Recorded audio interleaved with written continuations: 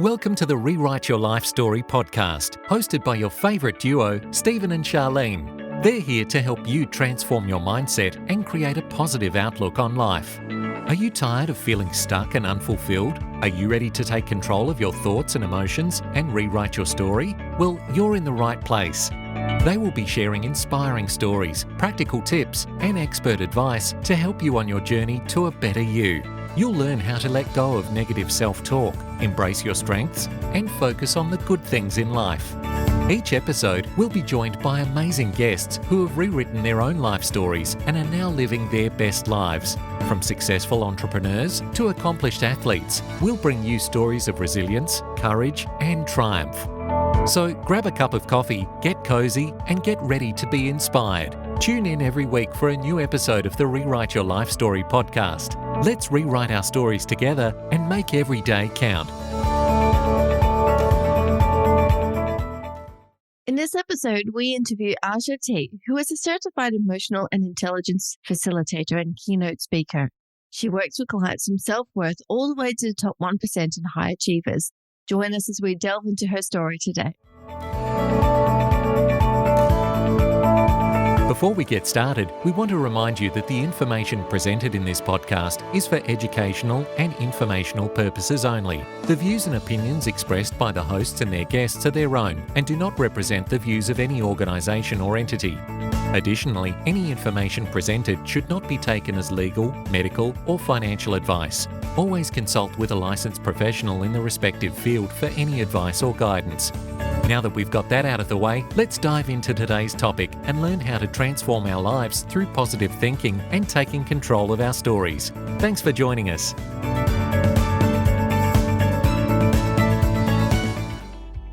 Before we begin, we want to give you a heads up. We may be discussing some sensitive and personal topics that might bring up some strong emotions or discomfort. Our goal is to create a safe and supportive space, but we know that everyone's experiences and triggers are different. If you start feeling overwhelmed or triggered during an episode, remember to prioritize your well-being. It's totally okay to hit pause and take a break.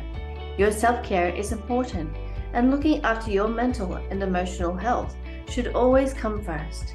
If you ever need extra support, we encourage you to reach out to a mental health professional or someone you trust.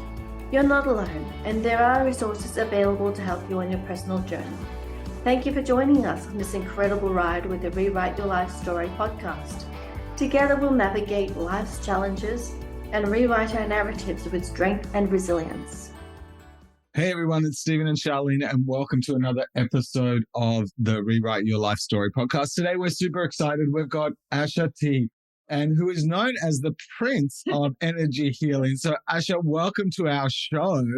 Happy to be here. Thank you for having me. You're welcome. Now, Asha, you have such an interesting story. You've lived in Australia for 12 years. You're back in the US now.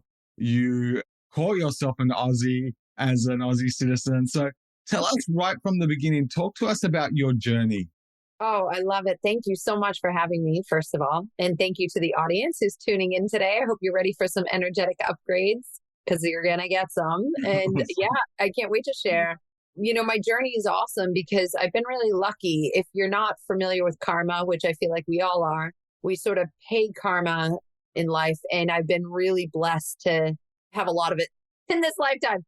So lots and lots of what used to be, I would view as turmoil, which has always been sort of the articulated path. And my whole life's purpose is to turn turmoil into ease. So in order for me to do that, I've been assigned emotional and energetic intelligence. I love energy. And when I was young, I was so vibrant. I had like such a big personality and I was a performer and all of these beautiful things and really poppy and musy and cute. And then what happened was when I turned 18, I dated a man. He's a good man. And we ended up in what we call a trauma bond, which is essentially just like a really high potent connection. And when we broke up, I gave him a dark night of the soul. So if you're listening, you maybe experience this where you have like an ignited love and it feels like love and then someone pulls away and your heart feels like it gets ripped out of its chest. So I became what we call avoidant to him. I shut the door on him when I did that, he was anxiously attached to me for 18 years. In the 18 years, and I could feel it. I could feel him on my soul, tied to my soul. And so for 18 years, I got married, and then I became the avoidant in my marriage. And then in 2020, he let go. He let go of my soul to attach to another woman. And when he let go, I felt it. And I lost about 50 pounds in 2020. I got woken up to like, oh my God. And then within 6 weeks, karma paid back and he dropped me on my ass. And I literally thought my life was over. It was crazy. So I got to experience the magnitude of twin flames, soul ties, attachments, and push-pull dynamic. And from that, I knew it was a calling. I mean, I was like, oh my gosh, like it was crazy. I was seeing like way up into the crazy dimensions. I was a roller skating mermaid, all this awesome stuff that's in my book, The Empath is the Narcissist. And I was able to experience firsthand the dangers of trauma bonding, what it does to families, what it does to the soul, what it does to our light, and how for me, it is the root of every bit of discomfort in the human experience, including dis-ease and cancer, toxicity in the work environment. And so I answered my calling. I've been answering it ever since. It's been about 2.5 years. I've had 4 more of those soul attachments to really get me going, pushing me up higher and higher and higher to the divine and my purpose. And I've been able to really rewrite the story of how life is meant to be done. Part of your story brought you to live in Australia. Talk to us about that experience. Oh, I would love to. So it's interesting. I have a different perspective on how life is now and the whole experience of trauma, as I used to view it as bad and mistakes. And now I have so much self-love and so much self-acceptance that the lens is a bit different. But I will say that in that moment, I was really running. I think a lot of women and men tend to do this when we may have experienced a really big father wound or mother wound. When we have the father wound, it actually affects our ability to take and hold money and success. So what does this look like? Running from relationship to relationship, or running from job to job. Or you have one job that wants to pay you and then you decide to start 8 other things.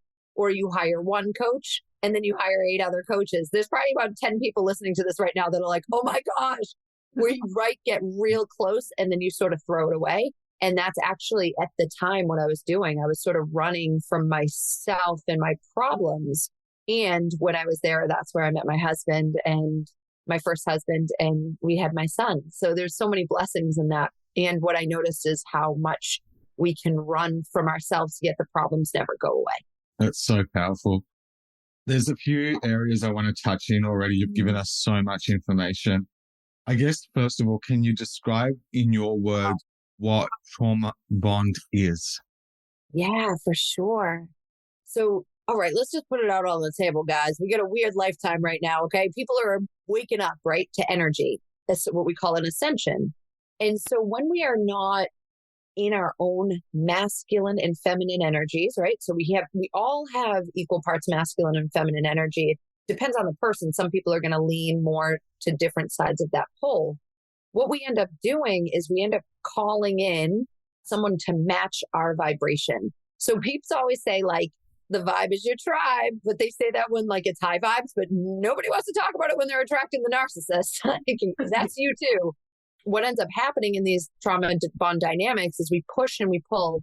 If we're looking for something in a feminine, we're looking for love. If we're looking for something in a masculine, we're looking for power.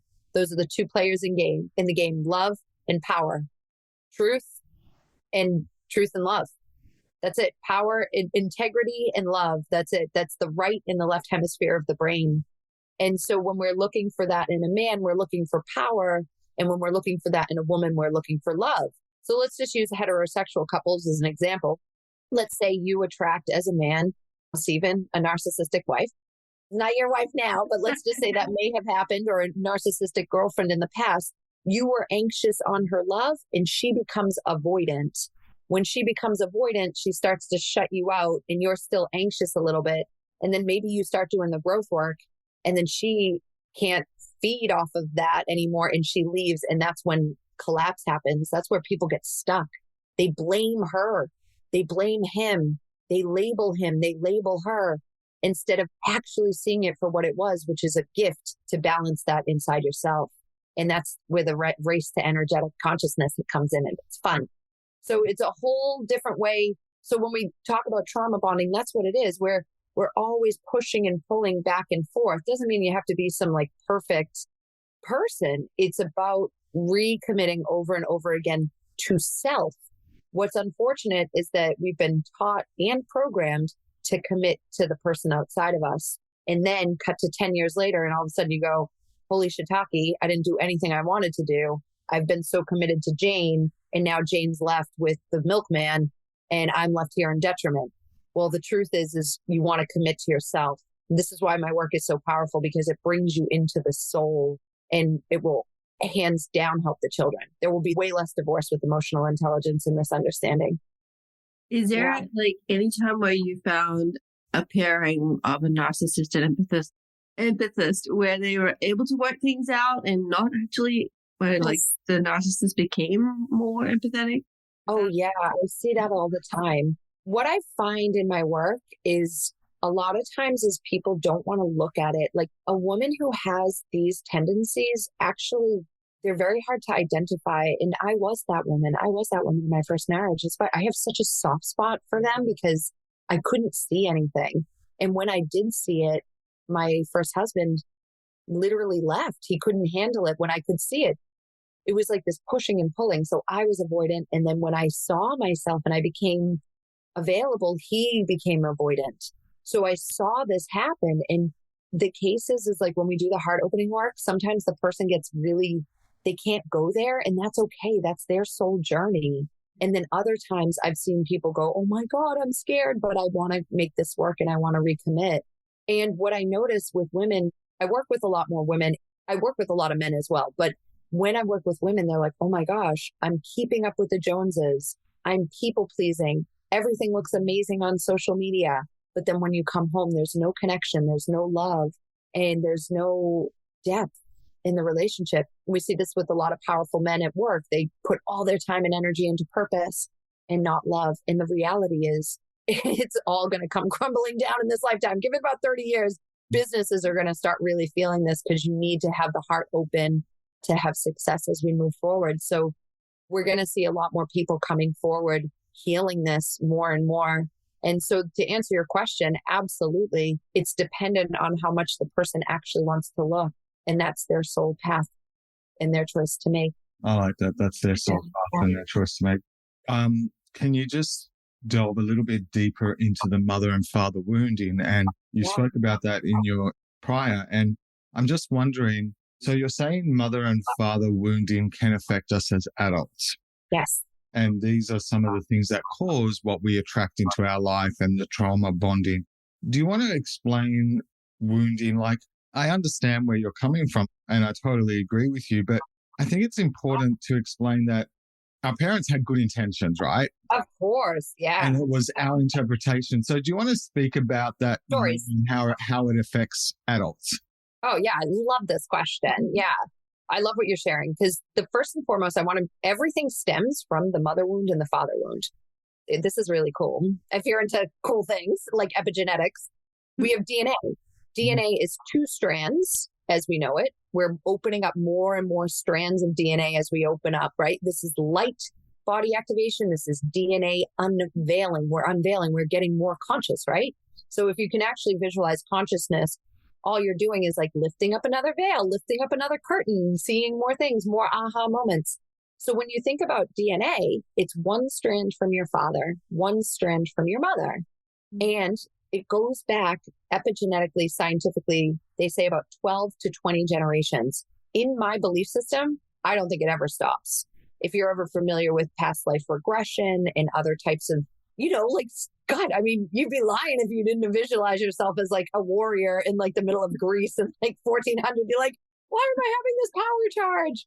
So those are really real, right? This is all coding in our body, and there's hundreds of millions of DNA strands. So everything, every single thing in this entire world can come back to masculine and feminine energy. Doesn't have to do with your sexual preference. I'm all about rock and soul vibes. It only is masculine, which is taking action outward in truth, and feminine, which is receiving, empathy, love, and connection. Those are the only players in the game, baby. Relationship, purpose, and then the added bonus, which is hotness. And so your hotness, your vibe, right? Your soul vibe. And so when we talk about the mother wound and the father wound, my work goes really deep because the attachment theory and father wounding and mother wounding as we know it is very what I like to refer to as three-dimensional. It's sort of like an older paradigm. It has a ton to do with energetics. And I'd love to use an example. So let's say you have a mom, and we're going to use you again. Okay. You're just filled with trauma today. Okay. So Stephen's got this mom and she's present and she's around and she's married and devoted to your father. And yet still you attract unavailable, and I'm putting that into quotes, an unavailable woman. Why? Because your mother may have been present and she may have been married, but she never fulfilled her soul's purpose of being a movie star. So every single day she was energetically not present. She was in her mind thinking. So that energy is the vibe that you will attract in your life because you're constantly chasing after the love of mother. Same with the feminine. So this is why attachment theory is great. And I'm rewriting the attachment theory for more of an energetic understanding because this goes on for generation after generation after generation. This is the root problem for everything. That's why, like, when war happens, it always happens because of the relationship with the masculine and the feminine. It's not just the relationship with your mother, it's the relationship with the cosmic mother, which religion was just like, oh, forget it. We don't even have one of those. We'll just go with the guy God, like no mom at all. That's what we're doing. We're repairing that right now. We're repairing and bringing forward heart connection. So it's patriarchy with heart instead of patriarchy with tyranny. And so I still believe very much as the father as the leader. That's my belief system, the masculine as a leader, and the mother as the equal, kind, loving heart that this world desperately needs. So this is the cosmic mother wound, the cosmic father wound. And then my work goes even deeper into the cosmic king wound and the cosmic muse, which is more of like a loving relationship. And so you have the mother figure, and then let's say you're a man at the moment single and looking for a woman, you may be looking out there when the reality is you can just commit to this beautiful muse you have inside. A lot of artists do this. And then the muse shows up in real life because that's how manifestation works. Awesome. Charlene and I do some work with people around discovering your soul's purpose, but we do it through archetypes. Yes. And working through the archetypes. I'm just wondering, how do you help people discover their soul's purpose? Oh my gosh, I love that you do that. Archetypes are the bomb. I literally am like the walking embodiment of archetypes all the time. I have a lot of fun with it. So like even right now I'm exploring and working with the shadow archetypes. So like the crazy ladies. So sometimes I'll put posts up on Facebook. I'm like, you're not my client if you haven't married a man and had 6 divorces and 8 kids in the energetic realm and never met him in real life. Like giving like a spice of life to the shadow archetypes. Even like the bro boy salesman, like he's actually like a really good guy. He's the dominant man when he's integrated. The integrated narcissist. You love the shit out of yourself and at the same time you love everybody else. That's actually the difference. People don't understand that. They can be like, what is confidence and ego? Very thin line. And so what I teach is love yourself so deeply and look at every single relationship you have. You don't want to have any pain against any of them. So I use archetypes as well. I love them in the hero's journey to the king and then to the queen and then ultimately the muse. I believe everybody has an inner muse and an inner king. And that's what my program, Self-Worth Warriors, is based off of. I use also emotional intelligence, which is a super grounded way of anchoring in the energies of masculine and feminine dynamics. And I teach that through a whole method that I've created. And energy work. Tons of energy work. So what are the first steps of discovering your purpose? Like, how do I know that podcasting is my purpose and I'm not meant to be a hermit in a mountain? I love that. So first and foremost, I really always believe 80 to 90% of it is how you feel 80 to 90% of the time. So you're never going to feel 100% on anything. What ends up happening sometimes is people confuse initiating to their next level with being out of alignment. So let's give an example. I'm running a business. I'm in the moment in a sales initiation. I'm reaching out a lot to a lot of people because that is what is required of the next level of my growth. Does it feel good? Oh, hell no. It's like, I'd rather be out roller skating and talking on a stage or talking to people like you all the time. And it's part of my growth. And I know that because I've hired a man that is creating 6 figures a month in his business, and I desire to have what he has. That's why I hire coaches. And the result has been an exponential lift in my business. So you see yourself sort of graduating. So what ends up happening, I find, is people want these things and then they cannot, the story gets in the way or their trauma gets in the way from them actually receiving it. And so many more people are there than the more people I talk to, the more I realize, oh, wow, there's a lot of people that lay up on these stories. So what my suggestion is to really do the deeper alignment work and the self-worth work first in order to clear the trauma and then allow your soul to talk to you. Because let me give you an example. I saw a post today on Facebook that said something about being like a housewife and like a beautiful, kind, like loving wife. And I was like, oh my God, I want that so bad. And I'm over here building like this massive multi-million-dollar business. And I do want that as well. I'm going to trust in the unfolding. And sometimes we want it all at the same time. So we like scare ourselves and do nothing, or we fill up 18 different buckets and nothing actually gets filled. When the reality is when you actually say, hey, this is the thing that I'm going to do and I'm going to commit to it. Doesn't matter if it's peeing in a jar and selling it on eBay. If you believe you're going to sell that thing and that's your purpose, you'll get it done. You just have to truly believe it and commit to it. And then let it actually build momentum for a year or two. And then from there, I promise that's the way that it all happens and your whole soul's desires will be met. It sounds like the soul will speak to you about what you need in your life. And if it doesn't scare you, it doesn't challenge you. And if it doesn't challenge you, it's not going to change you. Oh yeah, you said it. You're absolutely right. If it doesn't challenge you, everybody can play it easy. And if you're watching this, and your soul's desire and your soul's purpose is to create a business online where you're helping other people, like gratitude and perspective is so vital. This is not a difficult job. There are men that are out there, women out there that are digging in trenches all day. Like we're blessed. I often talk on this. I say, if you're Western and you have the resources to do it, it is in a way very quite selfish not to, because you've got an amazing life right now. And having lived in different parts of Indonesia and Malaysia, and I know you guys probably travel as well as Aussies, you see people, they have the same desires you do, and yet they don't have nearly the amount of wealth and the resources that we do. And so that's a big thing. And like, I think that's something that the divine or the source or the prime source creator, whatever you want to call it in your practice, he knows that. So it's like, there's no shortage of ideas. We get ideas everywhere. And who's going to be the one that actually goes through the pain? How do you do that?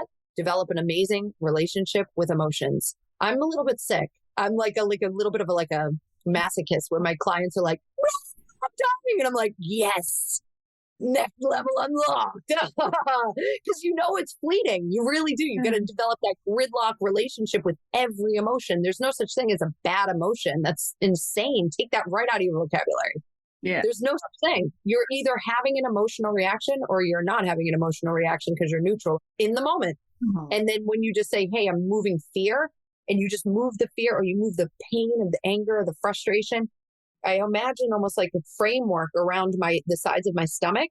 And then I move the energy through the center of my body and I get it out. Guess what's on the other side? Aha moment. Yeah. It's so easy. It's amazing, Asha. And curious about is you mentioned before the empath is a narcissist. Can you tell us a little bit more about that? Yeah. So I would love to use an example here. So imagine being ghosted. Let's say you go onto a dating app and you're ghosted by someone who you just were not that into, or you were betrayed by somebody that you just like don't care about. You're not going to have an emotional reaction. So if you look at it, or you're manipulated by someone who's like a child, or let's say you have a sister and she's like trying to manipulate you and you're like, oh my God, she's up to her shenanigans again. Like she's just down here kind of acting a fool. You have no emotional reaction. When the empath narcissist dynamic happens, when the person pulls away, and breadcrumbs and gaslights and these things, you're having an emotional reaction to it. Why? Because you have given that person more power. If that person tried to gaslight you or breadcrumb you with no power, there's no emotional charge. And therefore, that is not a narcissist. That's just a strange person trying to act like he's going to have power over you. When you look at it from that perspective, the real higher truth, if you go really, really high, is that it doesn't exist. And that person is just a fractal in your life designed to emanate emotion in you that you're the star of the show. If someone tries to ghost me or manipulate me and I feel angry, I have to feel angry because I created that person in my life to create the anger so that I can move the anger and get more aligned to my soul's purpose and my soul people. And that's the way I operate in my life. Nobody has power over me. They did, trust me. I had to burn in the fiery pits of hell to write my book. And it's taken me nowhere but closer to my soul's purpose. And I'll see you up there, whoever's meant to be. And I may have it again. I have absolutely no idea. I'm so trusting in life and so surrendered that if I end up choosing a man that ends up dropping me, that's my choice that I made. Be based off of something I may not know. Maybe it's karma from a last life. Who the hell knows? And I don't believe that to be true because I got a big job to do and the guy I'm going to be with next is going to be the ultimate king. So you better be ready. He's going to get a lot of love. So that's the way I view it. And when I talk on this, it triggers people because there's a lot of hurt. I'm not discounting that. I know that narcissistic personality disorder and other very high level borderline personality disorders exist. And I was that person. I have a very, very soft spot because I couldn't see it. And then when I did see it, I became the codependent on a narcissist once, twice, and then another time. And so I've been able to really see this on the way to having perspective from everybody. And it doesn't discount poor behavior. And it does also open up a whole new way of thinking about how emotional intelligence and energetics is truly going to help us save this entire planet. And that's why I do what I do. This is awesome. I've already taken 3 pages of notes. So I love that. I just want to go back to something you said before. You spoke about push and pull, and you spoke about how once the last relationship ended, you lost weight and all that. So my question is, what does push and pull dynamic have in relationship to weight gain, to addiction, to attracting money, to all of this? Oh, such a good question. Literally everything. I'm going to use an example, a bigger example. We have a lot of masculinized women in the moment in businesses. What does this look like? It doesn't mean they can't be a CEO. I'm a CEO, right? It doesn't mean anything like that. It's vibe in the heart. So what has happened with a lot of feminism agendas and women in general, they have closed their heart to the masculine. So they may not have a lot of love at home, or they may be single and not interested in love because of the pain, or they're married to their job. That actually affects money flow in a business.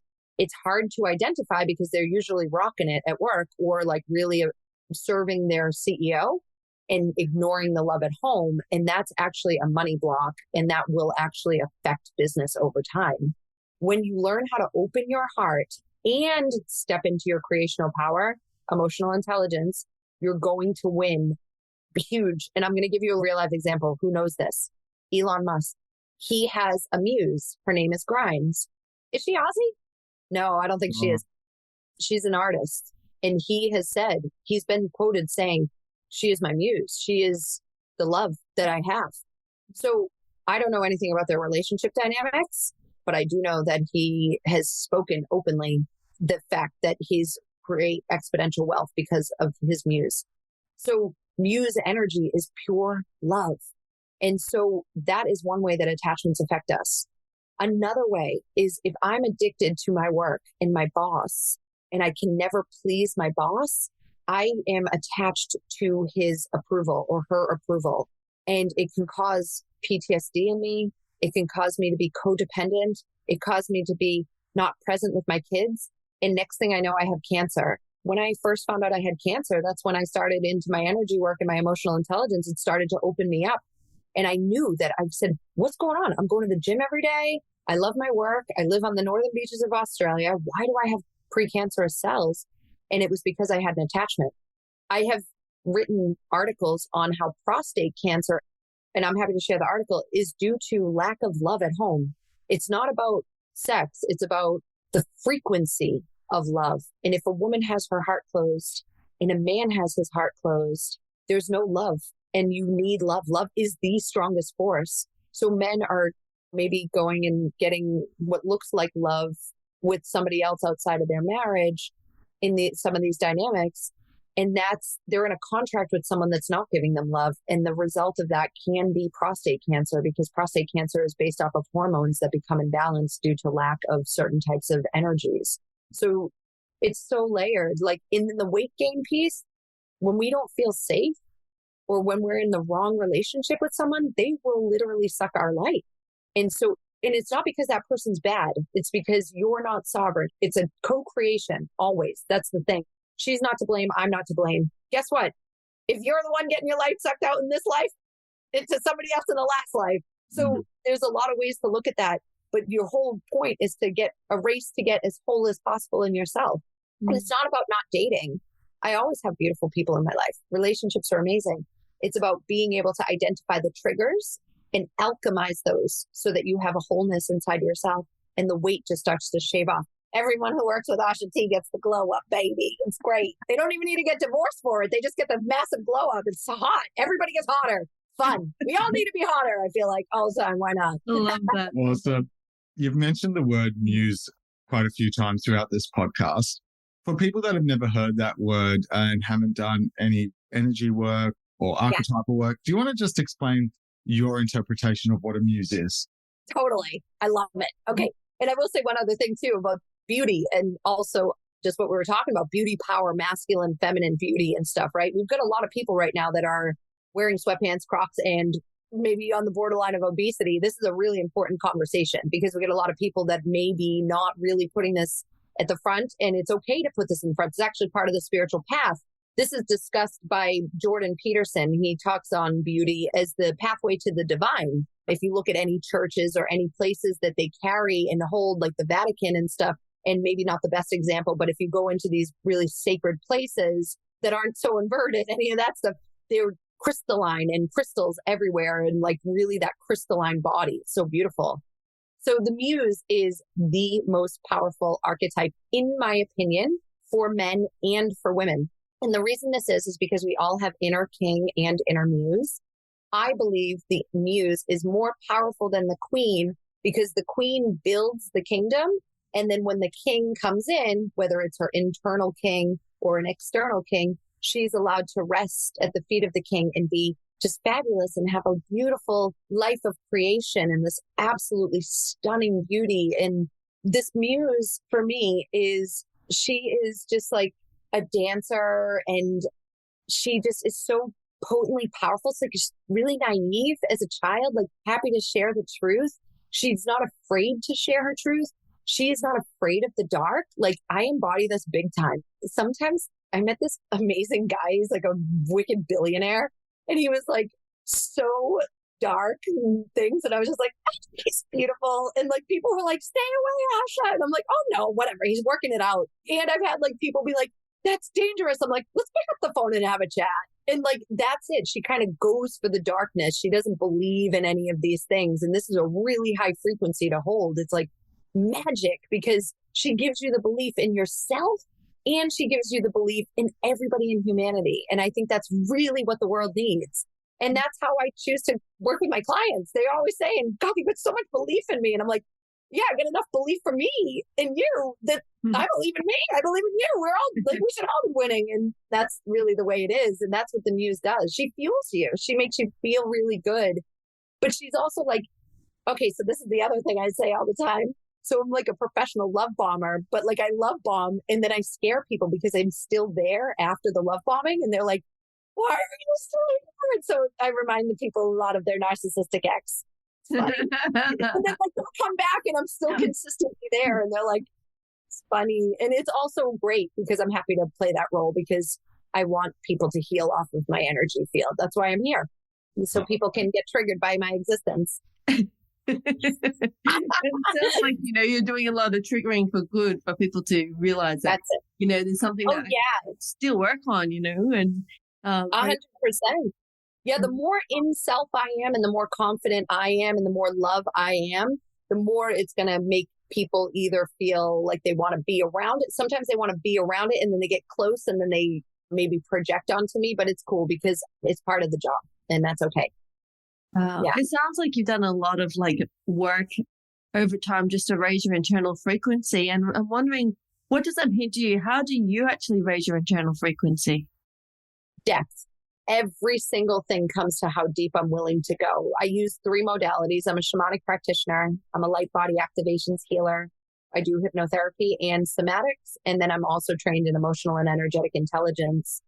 And I do the combination of all of those things to go deeper inward.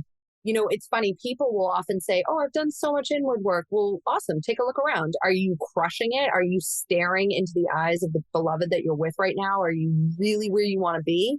Because every single high achiever says everything changed when they started investing in their energetic health and their inward work. Tony Robbins is quoted saying that. He said when he got his energy healer, everything changed.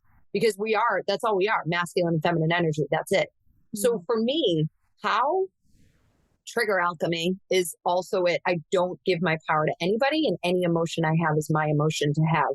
You used to never be like that. I'd be like, oh my gosh, she's so mean to me or whatever. And I'm still a human. I have human connections and I feel things. Of course, this is a multi-layered experience, life. Mm-hmm. And what I have found for myself in order to continuously raise my frequency is to continuously own every single one of my own emotions. I simply do not entertain giving other people my emotional well-being. This is going to sound a little heartless or harsh, but I treat people a lot of times like fractals. So they're like reps. Yeah. So I'm graduating. How do you graduate? By having no emotional reaction. You get married once, then you get married twice, then you're married 3 times. And then you're like, oh shoot, I got to change me. Or I get a sales call and I F it up. And then I go sales call and then I go sales call. Well, by the 4th one, you're going to figure out what you need to do structurally and emotionally in order to receive the next bit of energy, which could be money or love. I love that. You mentioned earlier about how there's no bad emotions. We're in this world where everyone says, oh, there's all these good emotions and all these negative emotions. And I know for myself, when I'm dealing with clients, we try and talk about embracing all of them and not seeing them as good or bad, but just, how do you work through them? How do you actually deal with that whole concept? Yeah, that's a great question. There's a lot of layers, but one good tip for your clients and for your audience rather is I never say I am mad.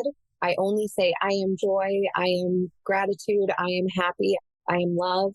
And then I feel mad, I feel angry, I feel frustrated. So I'm taking the negative emotion and I'm actually building a wall between my physical and inner being and the emotion. So with negative emotions, I put them out here. I view them from this place so that way I'm able to see them with a clearer perspective and clearer lens. I am not my emotion. The emotion is here. I certainly am my emotion when I am in the high vibes for shizzle my nizzle. I want it. I am. I love joy. I love gratitude. Yeah. And so those are the things we desire to be. So for me, and one awesome way to do this and continuously do this, there's a really cool app. It's called Jam Looper. And you can just record your own voice. And you just say, I am a billionaire. I am a multimillionaire. I am in divine union. I am love. I am purity. So it's affirmations, but you loop it for 30 minutes on a walk and you just don't even pay attention to it. You literally I listen to that every single day. And I say, I have a millionaire that's going to come in and help me. I have a millionaire that's going to come in and help me. Because one of my desires is to have a business partner who's going to help me, a billionaire. And he's come in. And it's funny, people around me are like, oh my God, what the hell is going on? And every day I say, I am famous. I am famous. I'm a rock star. I'm a rock star. I have my own girl band. I don't currently have any of those things, except in my mind I do. And every day I just get hotter. So I'm assuming that that's what's happening. My father said, what are you doing to be this actress? I said, well, right now I'm pretending I'm embodying it and I'm getting better looking. And he said, well, you can't deny that. You are. You're getting really pretty. If you look at a photo of me from last year, even, you'd be like, oh my gosh, it's just amazing. is all my belief system. I don't entertain those stories around bad emotions. I truly believe that the emotion is an intellect that we are meant to receive at the exact time that it arrives. We gaslight ourselves into not feeling the emotion or feeling like we're too much, or we like spiritually bypass by like gratituding it. And I will say that you get to a certain level and it's no longer spiritual bypassing. It's actually emotional resilience. But there's a dance between bypassing and emotional resilience. And the more you do it, like I actually really like it when people are like, oh, Asha, snap out of it, for God's sake. I'll be like, oh, okay, cool. Yeah, sure. Let me just go throw this. I'm going to go sit in the woods, move this thing for 5 minutes, and I'll be back. And so you have to do a bit of work to get to that place. And so when you actually just realize that it is an intellect that's coming from a higher source straight into your body as a fractal of the divine, he's asking you to move it. So he or she is giving you what's on the other side, which is the heightened level of consciousness so that you can align to your deepest soul's desires. I really love that emotional resilience. I don't think that's spoken of. You hear a lot of people talking about, emotional intelligence or emotional this, but definitely not emotional resilience. So I love that term and I love how you brought it out. So thank you so much. What role has mindfulness played in this for you? Oh my gosh. Well, I had like the worst ADHD, anxiety, depression. I had like everything under the sun. I'm pretty sure I was schizophrenic. Dude, I had like, when I was having my wake up call, I was like, oh my God, I had like a whole new level because I thought demons were after me, but it was just my own psyche, like creating these fears against the masculine. And the reality is it was my own fear, right? But I had this new appreciation for like bipolar disorder and schizophrenia. So I couldn't even like be in my body. I literally moved to Australia. I was so anxious. Like I couldn't figure out what to do next. I would jump from business to business to business, from man to man. I couldn't handle it. And this has changed my life because you're restructuring your neural pathways, right? When you do emotional work, when you're doing this work, energy and emotions, you're giving yourself a new level of thinking. When we adjust our neural pathways, so let's say, Stephen, you're like thinking the same thought over and over and over and over and over again for the last 25, 30 years. Now I'm in here saying, I want you to think this way. You're going to go, because the road that we've created in your brain, like it's like a street. Now I'm asking you to go through the woods and chop down every single tree that's in the way. That's going to hurt. Mm-hmm. So when you do that, you're creating a new way of thinking. Sometimes we even look for the trauma. You're like, oh, shoot, where's the trauma from my mama? It's gone. Like you can't even find it anymore. And I know you probably know what I'm talking about on this journey. And so when you think about that, that's actually going to drop you deeper into presence and mindfulness, like straight away. Like I can't even believe the difference. I will meditate now for hours on end. I would never do that before, or walk in the woods sometimes for an hour by myself, no noise, no sound. And even just last year or even the year before, I couldn't do that. I was so anxious. The thing is you can meditate every single day. I think it's a great place to start. If you desire to start moving a little bit faster and get more of your soul's desires faster, you do energy work. It's going to happen faster that way. It's quantum physics. It's momentum. And then you get to sit in the presence of the momentum of the relaxing and the being present and the receivership. Receiving is not easy. Receiving is feminine. People are like, oh, feminine is weak. And why would I let a masculine lead? Do you have any idea how hard it is to receive for so many people? And people are like, how do you know, Asha? And I say, try and receive feedback.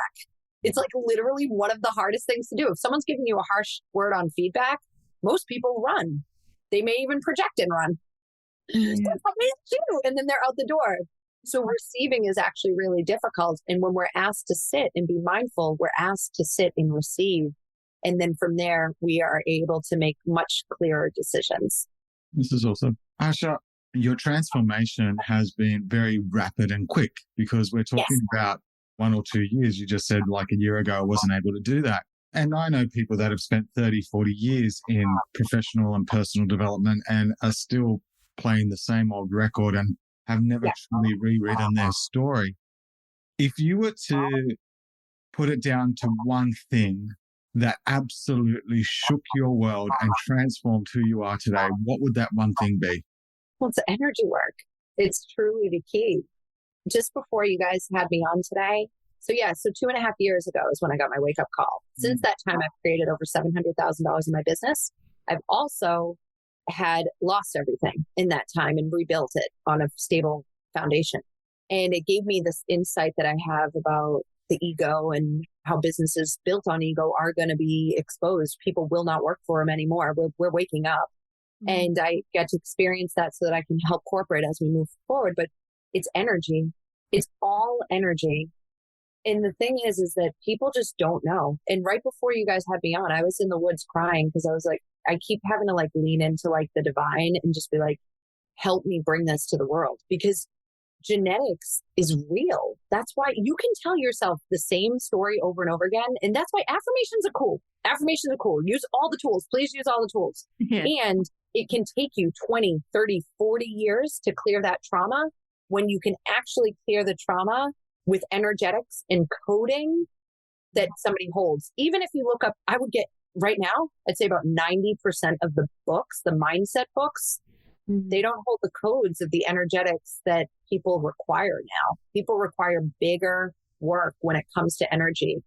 I read a lot of stuff and I'll be like, this is like just not deep enough. Or I'll watch a lot of people talk about narcissism. I'm like, this woman is shutting out masculine men completely because that man chose a different path and he provided her an experience that hurt her feelings. There's a lot of layers. And trust me, I've been on both sides of this coin. I don't speak from one side or the other, but I'm telling you, you can't have pure love if you have restrictions on that. So which one is it? Do you want pure love and heaven on earth and all this beautiful stuff? Or are you going to only have that as long as your feelings aren't hurt? And that's a harsh truth people don't want to hear, but that's all energy. It always comes down to how much you can keep your heart open in the pain.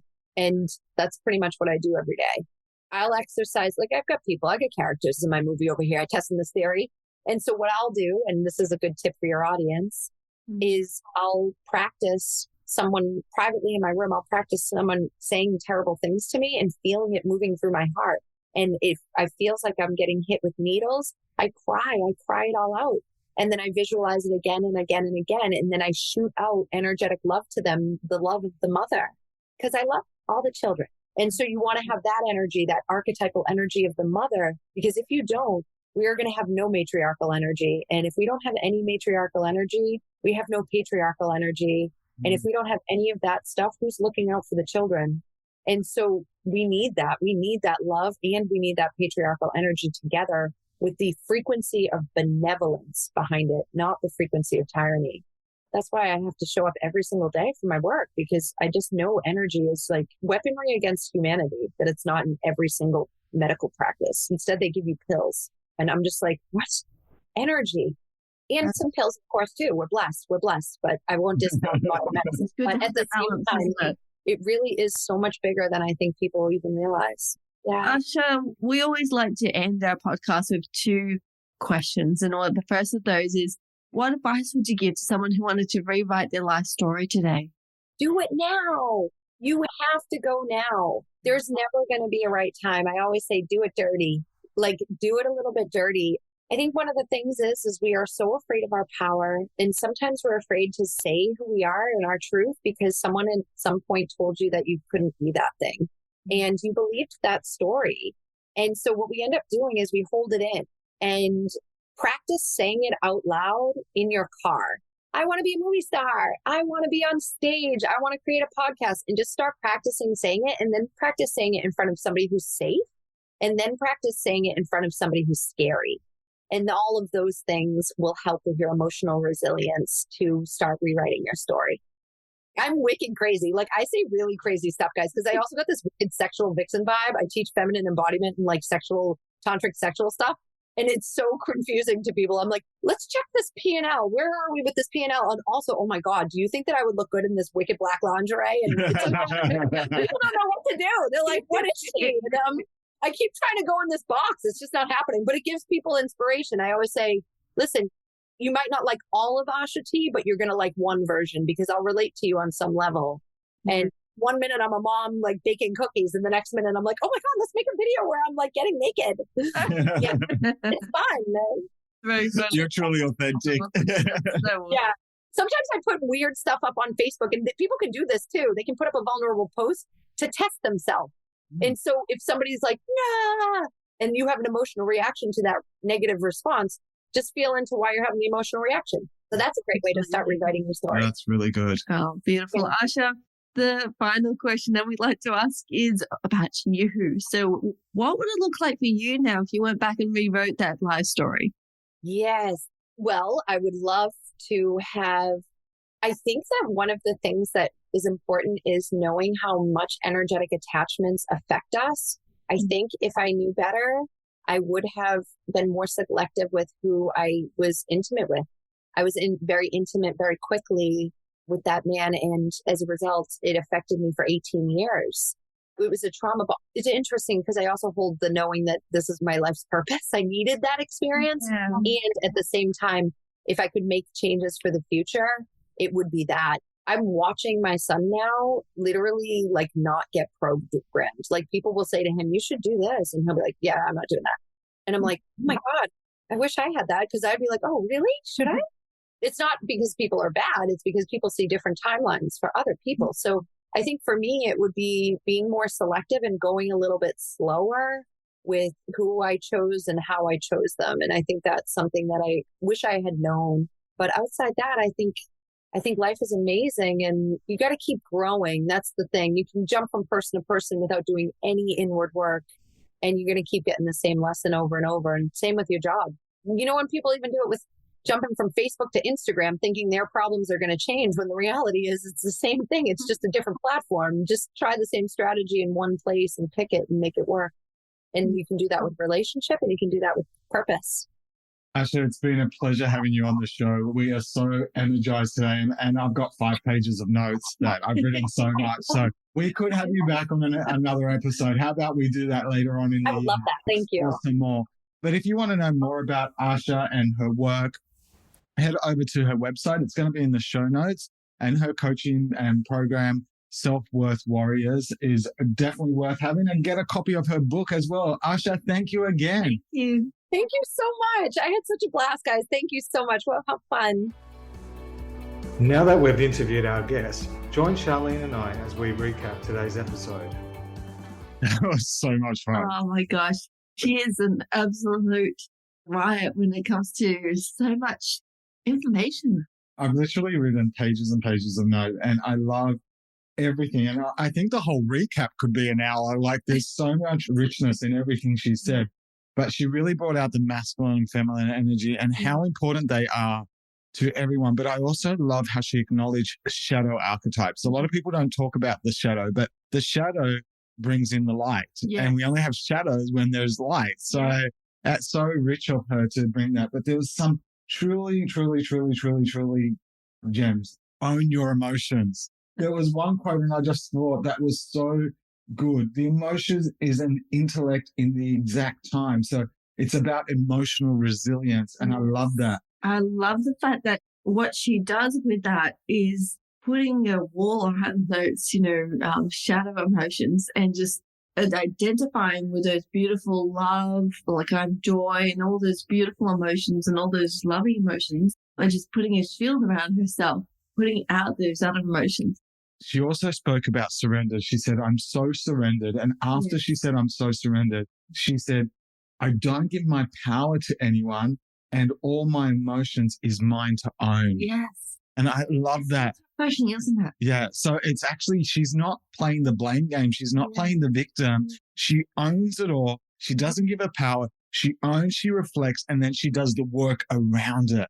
Can you imagine how much power that would put in relationships for someone just to take that responsibility for their own emotions and be able to put out love at the same time? Yeah. And why am I feeling this way? Let's work through the emotion. Let's work through the trauma bonding. Let's work through the push and pull, like she said it. And everything is energy. Oh, she's just amazing. Thank you for listening to our podcast today. We hope you found it informative and inspiring. If you enjoyed this episode, please like and share it with your friends and family. Also, make sure to visit our website at www.rewriteyourlifestory.com.au to learn more about our mission, products and services. And remember, you have the power to rewrite your own life story. So go out there, face your challenges head on, and create the life you've always wanted. We'll see you in the next episode.